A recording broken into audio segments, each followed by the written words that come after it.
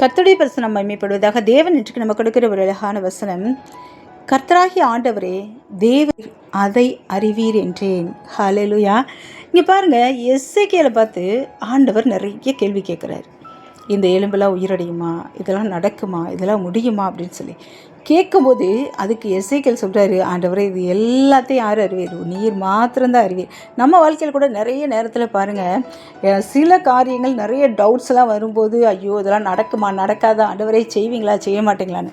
ஆனால் எசேக்கியேலுக்கு வச்ச டெஸ்ட்டு, தேவன் வச்ச ஒவ்வொரு டெஸ்ட்லையும் எசேக்கியேல் அருமையாக பாஸ் பண்ணி வெளியில் வந்தார். அதை கூட நான் ஒரு நாளைக்கு உங்களுக்கு சொல்கிறேன் பாருங்கள். அதனால தான் அப்படிப்பட்ட ஒரு மனிதனை கொண்டு போய் தான் எலும்புகள் நிறைந்த பள்ளத்தாக்கில் நிற்க வச்சு உயிரடையுமான்னு கேட்டு உயிர் அடைய செய்து சேனைகளாக எலும்பு அப்படி ஒரு மனிதன் ஆண்டவர் எடுத்து பயன்படுத்தினார். ஹல்லேலூயா.